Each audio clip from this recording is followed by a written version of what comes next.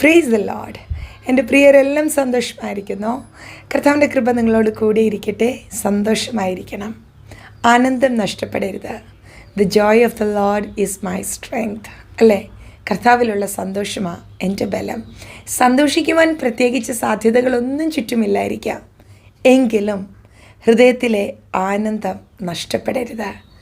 കർത്താവിൽ സന്തോഷിക്കണം. ആ മുഖത്തെ ചിരി വാടരുത്. കർത്താവിനൊരു നിമിഷം മതി നമ്മളുടെ സാഹചര്യങ്ങളെ മാറ്റാൻ. നിങ്ങൾ കഴിഞ്ഞ ദിവസങ്ങളിൽ പറഞ്ഞില്ലേ, നിങ്ങൾ കടന്നു പോകുന്ന വേദന ആർക്കും മനസ്സിലാകത്തില്ലെന്ന്, ദൈവത്തിന് പോലും ഇത് തിരിച്ചറിയുവാൻ കഴിയുന്നില്ലേ എന്നൊക്കെ ചോദിച്ചില്ലേ? കഴിഞ്ഞ ദിവസം എന്നോട് ഒരു വ്യക്തി പറഞ്ഞു, യേശു അല്പവേദന ആ ക്രൂശിൽ സഹിച്ചതല്ല ഉള്ളൂ, ഞാൻ എത്രയോ വർഷങ്ങളായി അതിവേദനയിൽ കടന്നു പോകുന്നു എന്ന്. പരിശുദ്ധാത്മാവ് എന്നോട് പറഞ്ഞു, യേശു അനുഭവിച്ച വേദന അതിതീവ്രമായിരുന്നു. അതിൻ്റെയൊക്കെ ഒരു ചെറിയ അംശം മാത്രമേ ഈ ദിവസങ്ങളിൽ നാം അനുഭവിക്കുന്നുള്ളൂ, നാം കടന്നു പോകുന്നുള്ളൂ. ലൂക്കോസിൻ്റെ സുവിശേഷം 24 അധ്യായം അതിൻ്റെ 44 വചനം ഒന്ന് വായിച്ചു നോക്കണേ. അവിടെ യേശുവിൻ്റെ രക്തം വിയർപ്പ് തുള്ളികൾ പോലെ താഴെ വീണു എന്നെഴുതിയിരിക്കുന്നു. എപ്പോഴാണ് ശരീരത്തിൽ നിന്ന് രക്തം വിയർപ്പായി പുറത്തു വരുന്നത് എന്നറിയാമോ? വൈദ്യശാസ്ത്രം പറയുന്നു, സഹിക്കുവാൻ കഴിയാത്ത മാനസിക വ്യത വരുമ്പോൾ ഒരു വ്യക്തിയുടെ രോമകൂപത്തിൽ നിന്ന് രക്തം വരുവാൻ സാധ്യതയുണ്ട്. സഹിക്കുവാൻ കഴിയാത്ത ഡിസ്ട്രെസ്സിലൂടെ, സഹിക്കുവാനും വഹിക്കുവാനും കഴിയാത്ത മനോവേദനയിലൂടെ കടന്നു പോകുമ്പോൾ ഇപ്രകാരം സംഭവിച്ചേക്കാം. നോക്കിക്കേ പ്രിയരെ, യേശു കടന്നു പോയ മാനസിക വ്യത എത്ര വലുതാ! തനിക്ക് താങ്ങുവാൻ കഴിയുന്നതിലും അപ്പുറമായിരുന്നു. തൻ്റെ ശരീരം ബ്ലീഡ് ചെയ്തു. ആ കർത്താവിനോടാണോ പറയുന്നത്, അങ്ങേക്ക് എൻ്റെ വേദനയൊന്നും മനസ്സിലാകുന്നില്ലെന്ന്? നിങ്ങളുടെ അരികിൽ ആ ദൈവ സാന്നിധ്യമുണ്ട്. യേശു നിങ്ങളെ കൈവിടത്തില്ല, ഉപേക്ഷിക്കത്തില്ല.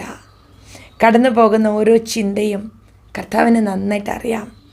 ആ ഹൃദയം എത്രത്തോളം തകർന്നിരിക്കുന്നുവെന്ന് യേശുവിനറിയാം. ആ ഹൃദയത്തിൻ്റെ മുറിവുകളെ തലോടുവാൻ യേശുവിന് സാധ്യമാണ്. നിങ്ങൾ ഒറ്റപ്പെട്ട വ്യക്തിയല്ല. യിരെമ്യാ പ്രവചനം 1 അധ്യായം അതിൻ്റെ 5 വചനത്തിൽ ഇപ്രകാരം എഴുതിയിരിക്കുന്നു, നീ ഗർഭപാത്രത്തിലായിരുന്നപ്പോഴേ ഞാൻ നിന്നെ അറിഞ്ഞു. അമ്മയുടെ ഗർഭത്തിലായിരുന്നപ്പോൾ തന്നെ നമ്മളെ കണ്ട, നമ്മളെ ഉള്ളതുപോലെ അറിയുന്ന ഒരു കർത്താവുണ്ട്. ഭാരപ്പെടരുത്. എനിക്കാരുമില്ല എന്ന് നീ ദുഃഖം പറയരുത്. എന്നെ മനസ്സിലാക്കാൻ ഈ ഭൂമിയിൽ ആരുമില്ല, കർത്താവിന് പോലും എന്നെ തിരിച്ചറിയാൻ കഴിയുന്നില്ലെന്ന് ഇനി മേലിൽ പറയരുത് കേട്ടോ. യേശു നിങ്ങളെ അറിയുന്നു. അവിടുന്ന് നിങ്ങളെ ആശ്വസിപ്പിക്കുവാൻ തൊട്ടരികിലുണ്ട്. ഏത് ക്ലേശത്തിലൂടെ ഈ ദിവസങ്ങളിൽ കടന്നു പോകുന്നേ, ഭാരപ്പെടണ്ട. കർത്താവിൻ്റെ താങ്ങുന്ന കരം, തലോടുന്ന കരം നിങ്ങളുടെ കൂടെയുണ്ട്. അവിടുത്തെ ഇടം കൈ നിങ്ങളുടെ തലയുടെ കീഴിലും അവിടുത്തെ വലം കൈ നിങ്ങളെ ആശ്ലേഷിക്കുകയും ചെയ്യും. ഇതിൽ പരം ആശ്വാസം എവിടെയാണ് ലഭിക്കുന്നത്? കർത്താവിനോട് ചേർന്നിരിക്കുക, ആ മാർവിലോട്ട് പറ്റിയിരിക്കുക. അവിടുന്ന് നിങ്ങളെ ആശ്വസിപ്പിക്കും. പ്രാർത്ഥിക്കാം. പരിശുദ്ധ പിതാവേ, ഞങ്ങൾ അങ്ങയെ സ്നേഹിക്കുന്നു. അങ്ങയുടെ ഓമന പുത്രനെ ഞങ്ങൾക്ക് നൽകി തന്നതിന് സ്തോത്രം.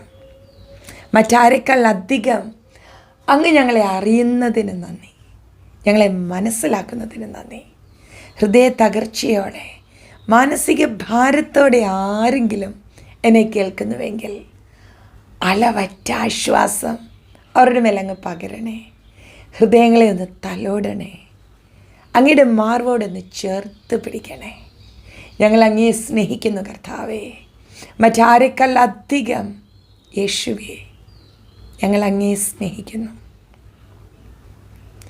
അങ്ങയുടെ സ്നേഹം മാത്രം മതി ഞങ്ങൾക്ക്.